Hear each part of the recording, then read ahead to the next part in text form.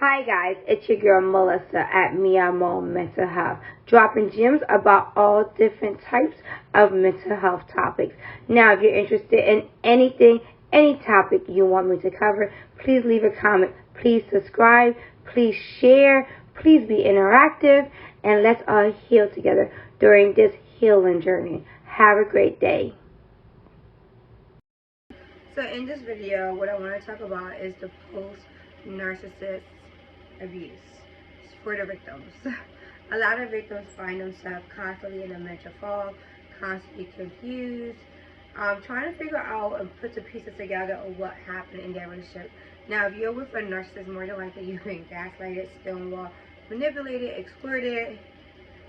The list goes on of what narcissist people are capable of doing. Make no mistake that they are dangerous. They are dangerous to your mental health. They are dangerous to your emotional health. They are dangerous to your sexual health. They are dangerous in so many different categories that you really need to stay away from them if you start to see these red flags in them. The problem with that is that most people have already been emotionally arrested before they even start to identify something's off. I hear a lot of people say, well, how would I know if I went for a narcissist or not? Like, how would I know that? And of course, love bombing feels good because a lot of people are like, well, they're love bombing. Aren't they supposed to do that? Aren't they supposed to do all these nice things to win me over? Aren't they supposed to text me or call me and give me attention? Well, the love bombing, of course, like, they're showing interest, they're showing up. It's just to an extent that they're doing it, right? Within a short period. Like, they're doing more. But that's not even the issue. The issue is when they withdraw. When you see them withdraw, let's say they go 2 or 3 months with love bombing, and sometimes it's even hard for narcissists to even go that long to love bomb because eventually their personality will start to creep out. And they will even put you through tests to see how much you're willing to tolerate. And then they will do reverse psychology to make you feel guilt. However, they first have to get you emotionally invested into them. They have to make certain that you are having interest in them, and that way they can have somewhat of a control over you emotionally. What happens through the love bombing phase and then the withdrawal phase is that the individual is testing you. They want you to chase them, they want you to harass them, call them, go through that cat and mouse chase. And a lot of us sometimes think that that is normal, right? We're like, oh, like, they would break up, we get back together, or we're not communicating, and it's not. That is not normal. Healthy relationships do not operate in that type of behavior. You're going to communicate your needs are, you're going to be able to have real conversations. They're not going to love bomb you, then withdraw. They're not going to do that. Usually healthy people are consistent with their behaviors. They're not like, okay, I'm going to do this. As soon as you do something, let's say you say the wrong thing to a person that's a narcissist, they're not going to automatically, a healthy person is not going to automatically withdraw and all of a sudden, start to exhibit behaviors that make you feel like that they're going to go away. That's not what healthy people do. Healthy people communicate with their partners, letting them know, like, hey, this had hurt me. They become vulnerable. Letting you know, like, hey, this didn't feel too good. Let's communicate and move past this. They're not going 24, 48, 72 hours a week with ghosting you or just blocking you. That's unhealthy. That you're not in a healthy relationship when that is happening. But what happens during the post phase, right? So for so long, your brain has been manipulated. So when we talk about a healthy brain versus a brain who's been traumatized, can you imagine how traumatizing it is? And then to discover that your relationship was just a lie or just an illusion, it wasn't no real substance to it, or that this individual more than likely is living a double life or is cheating. That's damaging to the brain itself because you're being gaslighted. And what happens when you're being gaslighted? You're not being heard. You're not being heard. Your reality is being distorted. So you start to not know what is real or what is fake. And then if they do the passive aggressive behavior, which is called stonewalling, that's even more dangerous, right? Because we know as psychologists that when someone stonewall you, ignore you pretty much, That's the same thing of equivalence of someone punching you in your face. So that's still very much impactful because they're literally purposely ignoring you. Intentionally. This is intentional. That they're ignoring you, that they're acting as if you don't exist. And you can be going through something emotional. That is so harsh on the cognitive part that an individual is like, what, why?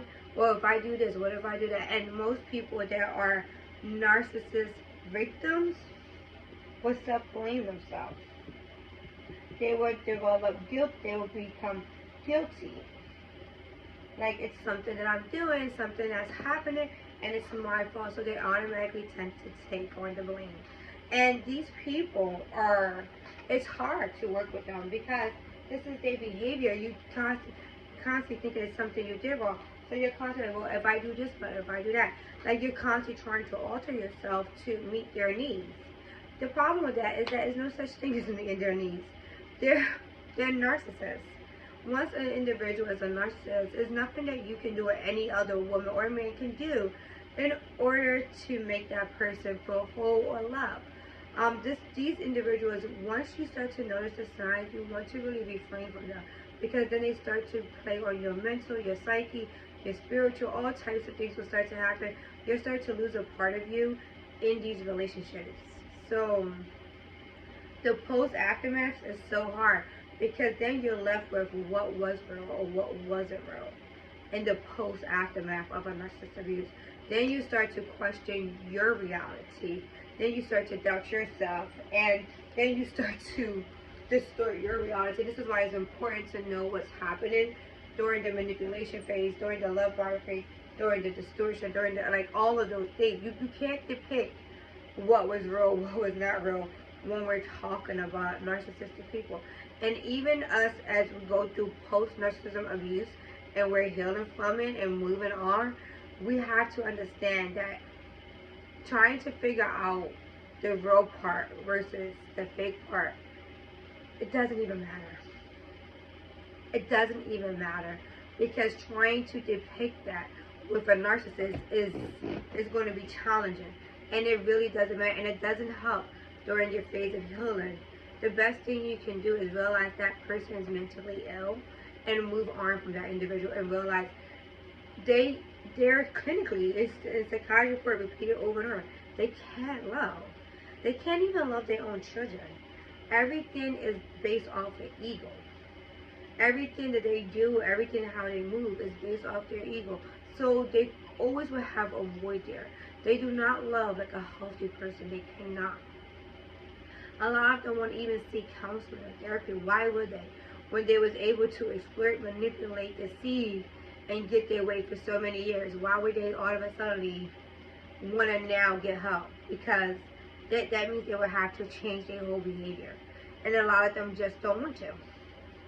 So it's important that you move forward once you see these characteristic traits, and in the post-aftermath, just understand that most of it was a lie. Because if you start to depict and start to go through the channel, what was real, what was fake, and maybe it wasn't all bad. And that's the thing, right? Because narcissists, like, they're charming, they're charismatic, of course it's not all bad. If it was all bad, will you be with them?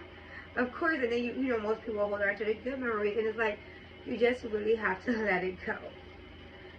When we're talking about post-care, you can't even take the time to depict what is real, what's fake, because that's just going to constantly keep you in a state of cognitive dissonance, and you don't want to be in that state. You just want to move forward and realize that they're not healthy, and more than likely, you're not going to never know what was real, what was fake, so just consider it all fake.